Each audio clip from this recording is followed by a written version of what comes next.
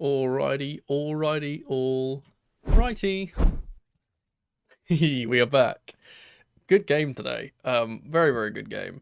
And the thing which, God, this is just this. Everything that I wanted from this game happened. That's the main thing that I'm like really happy about. Let me do my checks real quick. Need to pause this. Need to pop out the chat. Boop. Hopefully my camera does not. Hopefully my camera doesn't freeze, because it's been doing that. Welcome in. I started the stream before I'd gotten the the whiteboard up, so I'm sitting here waiting for it to open now. But yes, 4-0, very emphatic win for Chelsea. We got to see a lot of debuts. We got to see a lot of youth involvement. We got to see yeah, we've got to see a clean sheet. That's the main thing. 4-0, you called it. Yeah, I'm sad because I said, and I'll touch on this in a second once we get to the bingo card. But I said, I was like, I want to predict 4-0, but I'm being a bit pessimistic, and I'm going to predict 3-0 instead. If I would have just stuck to my guns, I would have got that. But unfortunately, I do not. Right, we've got this. Oh, sorry, I don't know why I started stream before I got this all set up. I'm stupid. I was just excited because we won a game, I suppose. That's going to take me ages to get this to work.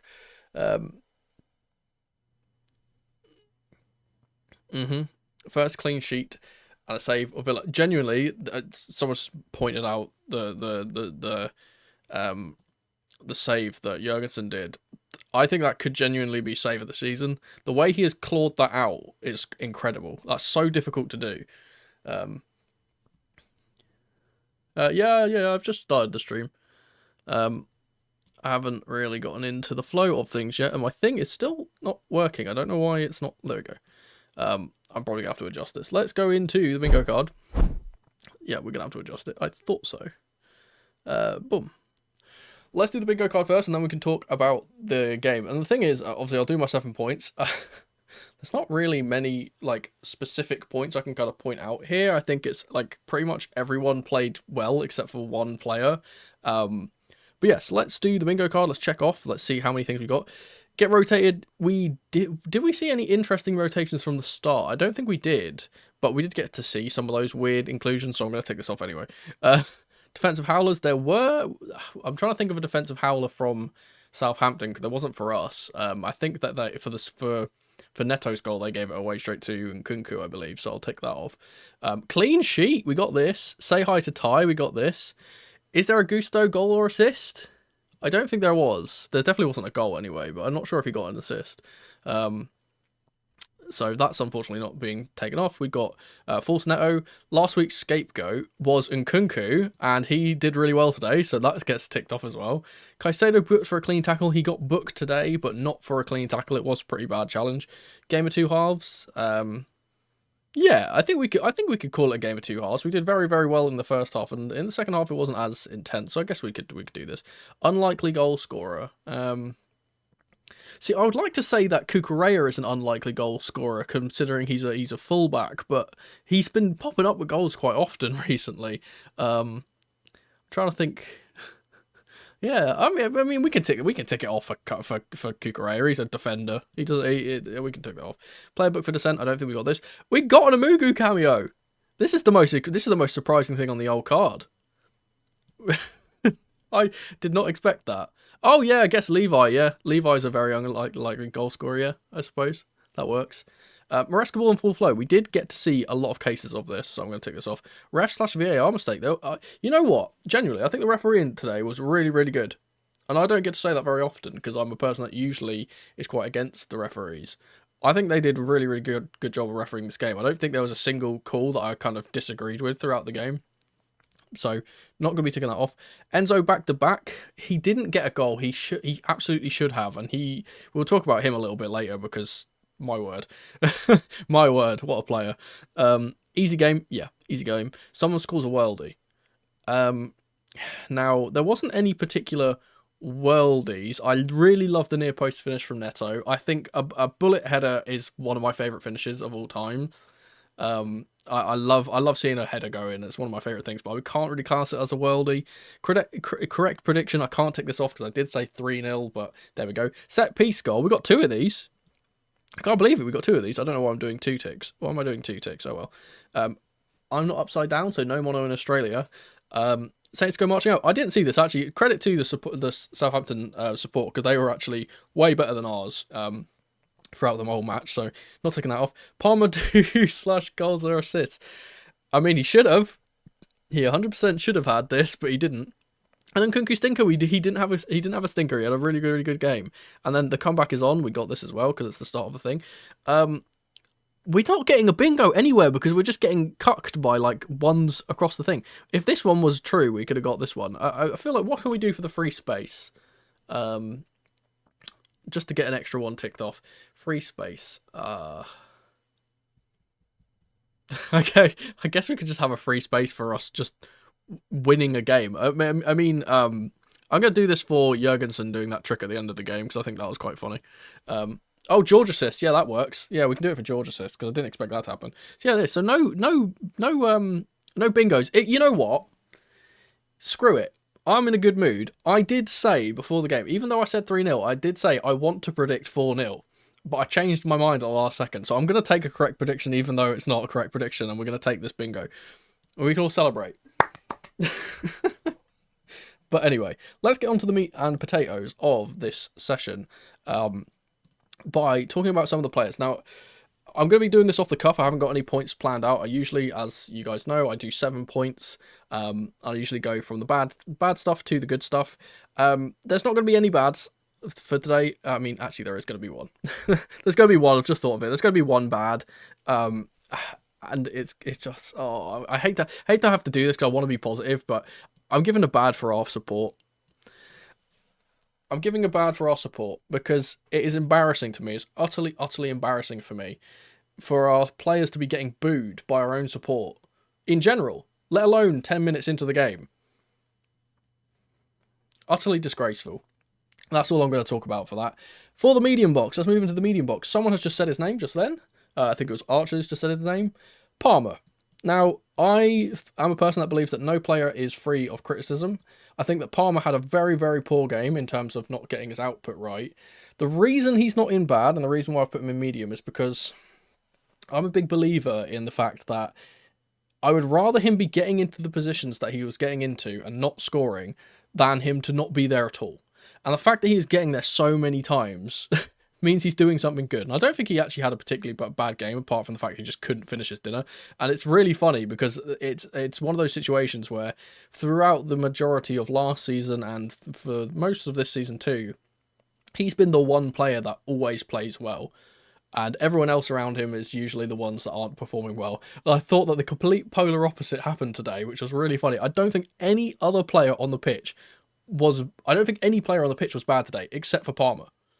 I genuinely do not believe anyone who came on the pitch, even the players who came on off of the bench and had few-minute cameos, I don't think they put in a bad performance either.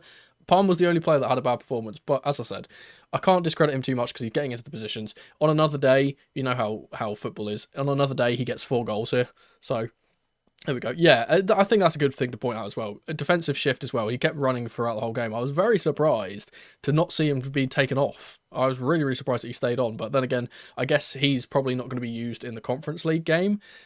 Even though he is now registered, he is on the squad now. He wasn't before for the qualifiers, but he is now on the squad. I don't think he's going to feature in that game. So I think that Enzo's kind of said, hey, well, you can play the full 90 now, and then we won't play you in the upcoming game. Oh, now we've got to decide between all of our other players. There's got to be 5 players that have got to go in here. So I usually do 7 points. There might be more. There might be more points here. But let's talk about the goods. Because there's so many players I want to talk about. There's so many players I want to talk about. It's really upsetting. I think the first one, I think I'm going to point him out first because he's the one who I would say had the most complete overall performance. And that's Enzo Fernandez. I think he was phenomenal today, not just from a defensive standpoint. I think his defensive contribution was really good. I saw him running all the way back to get tackles in and recover possession. But his confidence on the ball was really good today. His distribution was really good today, and he was absolutely robbed of about 3 or 4 assists. I don't think that he. I feel like he would come off that pitch today feeling like I really, really should be stat padding here. And like again, if it wasn't for Palmer being a bit shit, if I'm being honest, Fernandes would have got 2 assists and he would have probably got like a 7 or like a 9.8 on the rating apps. I think he was again just absolutely everywhere. I saw his stats at half time. I haven't checked his stats since the end of the game, but I saw his stats at half time and he was like already on like an 8.2 and something like that. He's absolutely phenomenal. And again, him just kind of keeping us ticking and again, it's crazy to me because obviously he's a player that doesn't really get credited for a lot of the stuff he does because a lot of the stuff that he does is not very measurable. And it's just the fact to me, the amount of ground that he covers per game is absolutely incredible to me because he literally plays, as I said this last time, he plays as a 6, he plays as an 8, and he also plays as a 10. At times today, he was playing as a 9 as well. So, ridiculous. Who else could go in here? I think I'll quickly put in Kukurea because he got man of the match, the official man of the match from TNT. I think he was phenomenal today. Again, he really showed the thing which we saw from him at the start of the season where he was absolutely relentless in his press, never gave his opposite number a chance to get on the ball. And it's really, really important to set the tempo that way when you're playing a team like Southampton that are void of confidence, aren't the type of team that are going to try and, they're not going to be able to slow the game down and kind of play at their tempo. He was kind of forcing the issue on them, and after we obviously eventually got our first goal, they completely capitulated, and him stepping on the gas like that was partly for that. Not only that, but again, him picking up positions in the inside channels and also eventually getting a goal. Really good finish, by the way. I think every single finish that he's scored this year, I think that's his fourth goal in all comps, I believe, for this season, and every single one of them has been a real striker's finish. It's really surprising, and obviously he's played as a midfielder before, so that kind of explains why he's a little bit more comfortable there. But yeah, just stellar from him. Someone who I'm going to mention now, who I don't think would get enough credit throughout the game, is one. I think I'm going to have to group them together because I'm not going to have enough points. But it's for the centre back pairing of Colwill and Tosin Adebayo. Now, obviously, Colwill gets his goal, bullet header. Glad for him. I think he was defensively pretty good too. His balls down the line, very, very good today. I think Colwill. I need to get my link here.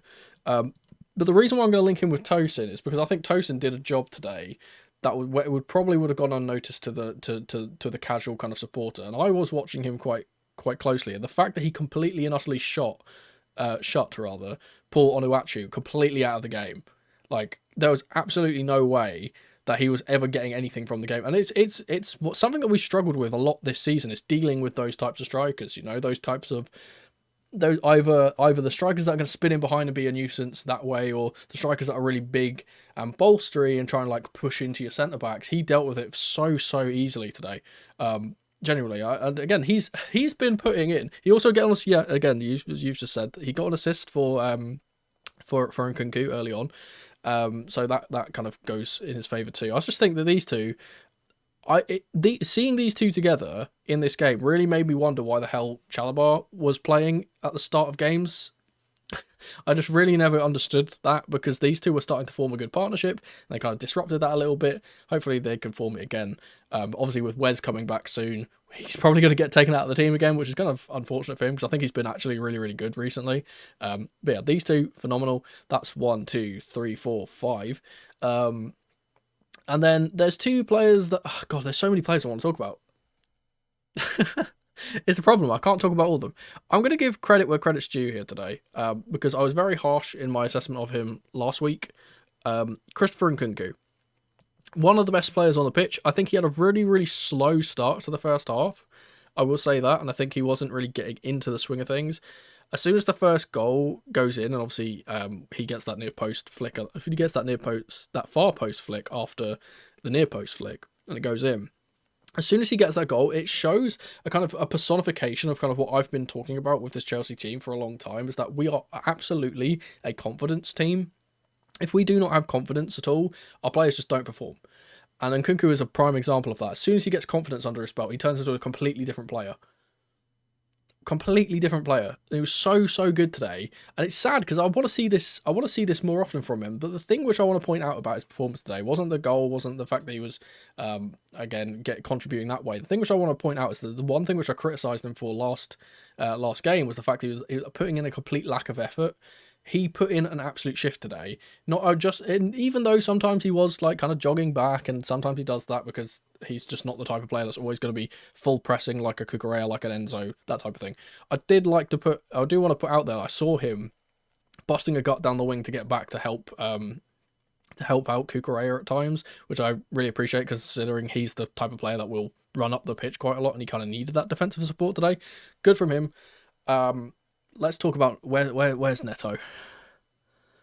My personal man of the match will be Neto. I mean, it's really hard. It's a really hard ask between him and Fernandes. I think those two are absolutely phenomenal.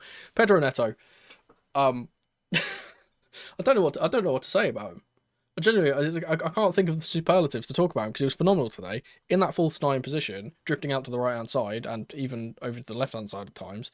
I think he's really found a position that works for him, because the thing which I want to talk about with Neto wasn't the fact that he scored again. Yeah, he scored again. Great for him. Love the goal contribution. The thing which I want to talk about is that he really he gave us the thing that we've been missing since Jackson's been injured, which is that player that's going to hold up the ball in the center of the pitch and kind of drop deep to kind of facilitate play. And I think that for a player of his stature, he's not the tallest bloke, he's not the strongest bloke, but for him to be going up against the two centre-backs, and especially Bella Kotchap, who was fouling him all game, by the way, how the hell he didn't get a yellow card, I had no idea.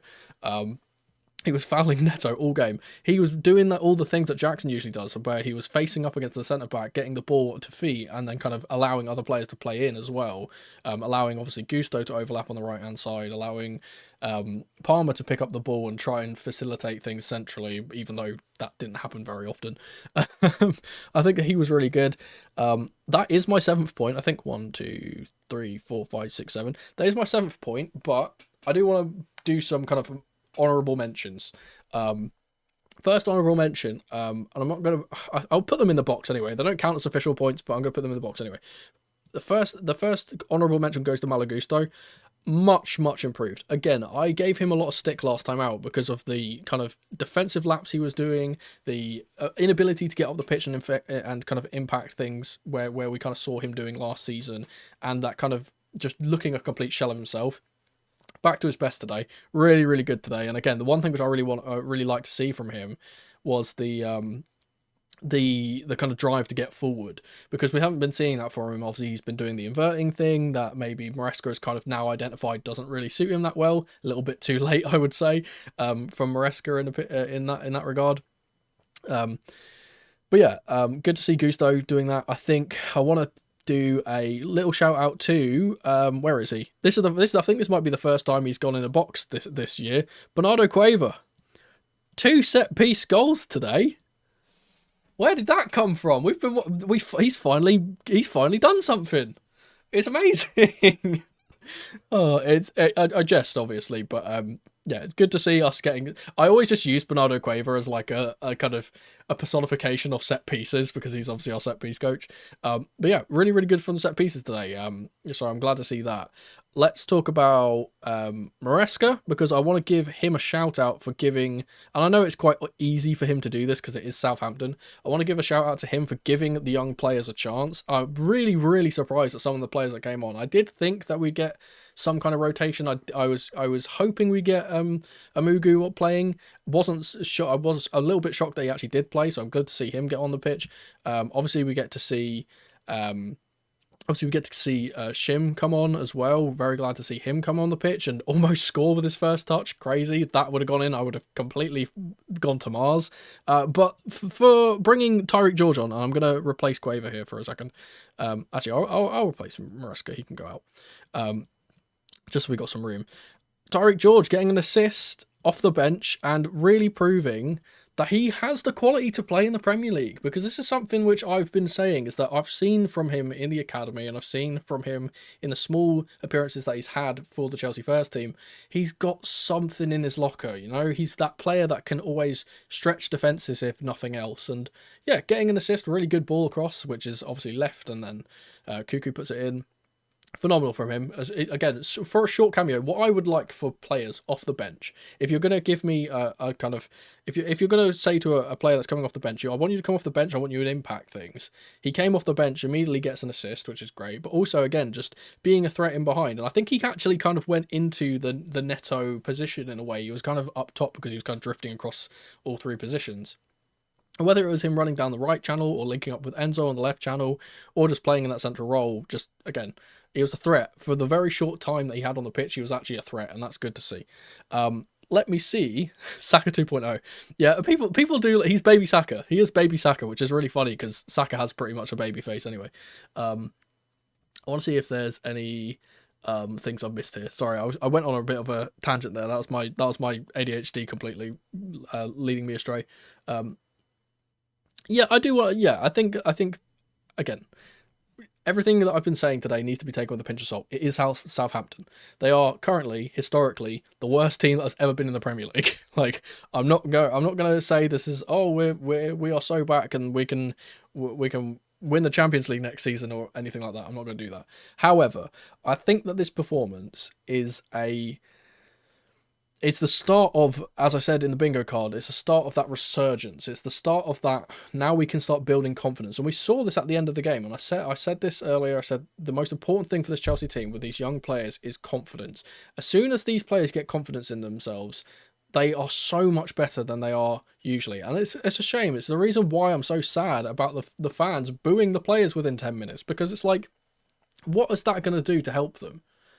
These players are so good when they've got encouragement behind them and they've got that kind of wind in their sails to do well. And we saw a lot of the players trying little tricks and stuff and being inventive, and being more proactive and trying to get things going. And we saw the other spectrum of that is that Palmer, who clearly is not very confident at the moment, has kind of lost his way a little bit, was quite poor throughout the whole game, and he wasn't finding his shooting boots.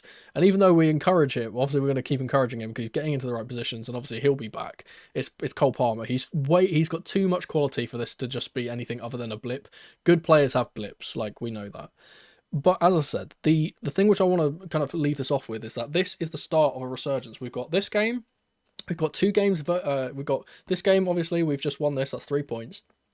We're back into the top four. Obviously, with games being played around us, we'll probably get knocked down to 5th. But still, we're in the top four. We've got Leicester next, who again should be, like Southampton, a team that we absolutely beat again. And hopefully Palmer actually gets some goals that time. That'll be good. So we should get that. That's another 3 points. And sprinkled in between those, we've got 2 games against Copenhagen in the Europa Conference League. And those 4 games I feel are so important, not only because they come right before a fixture against Arsenal and then a fixture against Spurs, which are 2, and then Brentford, actually. We've got 3 London derbies in a row. Not only is that important for us building confidence for those fixtures, but also just to kind of help us get some points in a situation where all of the teams from about 4th, maybe even 3rd, all the teams from like 3rd or 4th down to 10th are like within about 4 or 6 points of each other. Every single point for the rest of the season is going to be so important, and having these 2 games to kind of get that 6 point boost is very, very lucky for us, I guess. Derby, the thing is, Southampton at the moment are on course to break Derby's record. I think they have to get 3 points. If they get 3 points, they better their record, so they're not the worst. But currently they are, which is saying something. But yes, before I end this here, I want to run the poll. Because we always run the poll for the True Blue. I am currently in the way of the True Blue, so I'll move myself out of the way. I forgot to move my camera over. I apologise for that. But let's start a poll. Now, we're going to be voting for the True Blue, and unfortunately, I can't put in every single player that we've spoken about today. However, I can put in 4 players, and I'm going to put in who I personally think are the candidates for Man of the Match, or the True Blue, whichever one you want to say. So I'm going to be putting in the 4 that I think I genuinely believe could be in there. And this is really sad as well, because I haven't even mentioned Caicedo, by the way, because Caicedo was phenomenal as well. I didn't even get to mention him. He was great as well. I think that these four are the four that we can all agree deserve to be in the conversation for man of the match or true blue. So I'll put that up there. I'll take a sip of my coffee whilst I wait. And yeah, so as I said, we've got a bit of a big break between now and the next game. I believe it's 9 days. Let me quickly check that just to make sure. Yeah, so our next game is the round of 16, leg 1 of the Europa Conference League game against Copenhagen on Thursday, the 6th of March at 5:45 GMT. That is. So that is what? It's the 6th. I can't do months with February. Yeah, it's the 25th today. So yeah, 9 days. Caicedo should have been taken off sooner. I think that's one. If I'm gonna have one criticism of Maresca today, I think that would be it. I would have put Amugu on a lot earlier, but again, I don't think Caicedo is going to be a player that plays against Copenhagen. So like Palmer, I think that he's gonna be allowed. He's going to be allowed that kind of rest to not play there. I would imagine, especially considering it's a first leg, like what we will probably see is we'll probably see a very rotated side for that first leg with Amugu, Kieran Dewsbury Hall. Maybe even Josh, maybe Tyreek George coming in, those types of players. I think they'll play the first leg, and if we don't get a good goal advantage, then in the next leg we'll just put all the heavy hitters on and just batter them. So I'm not really too worried about that. So yeah, let's see, how is the poll being voted? So far it's very astoundingly towards Pedro Neto, which personally I would agree with. Again, it's so close for me between Neto and Fernandes, because I think, as I said, Enzo was really, really good. I should actually get up his stats. Oh, I've just heard the alert go off for something. I think someone's subscribed. Yes, they have. Jonathan, thank you for subscribing. There we go. I have to get into this is the thing. I'm so used to streaming on Twitch. Even though I've been doing the YouTube streaming for a long time now, I'm so used to streaming on Twitch that I'm like, it's weird that I'm not streaming with headphones on, because I have them over here. I don't stream with my headphones on when I do this thing. But also just not getting like alerts all the time. It's such a different kind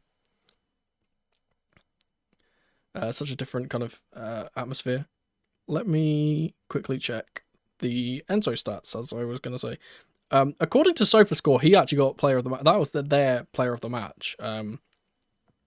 He got a 9.0 supposedly from SofaScore. Let's see the stats for Enzo. He gets 0.5 expected assists, which I think should be a little bit higher if I'm being honest.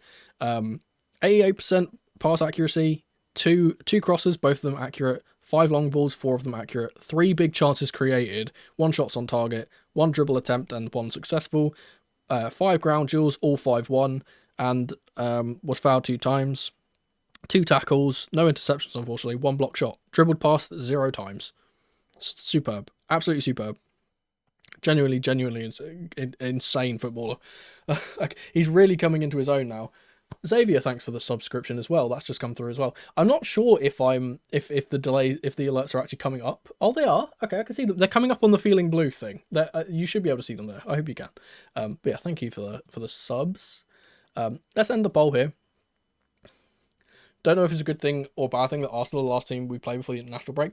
I would say I think it's a good thing, specifically because Chelsea are usually a team that don't do well after international breaks. So if we've got the confidence of these next 4 games and we take that into the Arsenal game, even if we lose against Arsenal, which, if I'm being quite negative, I think we probably will lose to Arsenal. I think currently they are a much better team than we are. At least we can stop that bad form from kind of snowballing into more games against Spurs, for example, and then Brentford being a struggle and that type of thing. We can kind of go into the international break and come back afresh and kind of start over again. But yes, I ended the poll. There we go. It's just turned up. I have no forwards, yeah, and also they can't play Sterling because he's loan, obviously. So Neto has won the True Blue today. I think I can agree with that. I think personally Enzo was really good, but Neto, I think it's fair to put Neto here considering how good he's been in 2 games in a row now, and he's kind of putting in consistent performances. Fantastic from Neto. Now I am going to end this here, unfortunately. As I said, it is my partner's birthday today, so I have to get off, unfortunately. It's very late, but yeah. Can we get a just because this will make their day? Can we get a little bit of a spam, a little happy birthday spam in the chat? That'd be great. I don't know if they're watching. They might actually be watching at this point. I'm not sure. But yeah, we'll So we've got that. Then we've got I said we've got a 9-day break between now and the next game. So I might do a tactical breakdown on this game. I'm not sure. I don't. The thing is, with tactical breakdowns against teams like Southampton, it's really sad to kind of try and break it down in terms of tactics, because it is usually just it's usually just a case of, well, we won because our player quality was better. I appreciate that. I appreciate all the happy birthdays in chat. I'll send them that. They'll be very happy. I appreciate it. But yes, so I'm not sure if I'll do a tactical breakdown, but obviously I will be streaming before the Copenhagen game as well, and obviously doing one of these streams as well at the end of it. Thank you guys for hanging out as ever. We are top 4. We move on. Let's keep the positive vibes. Let's keep the blue flag.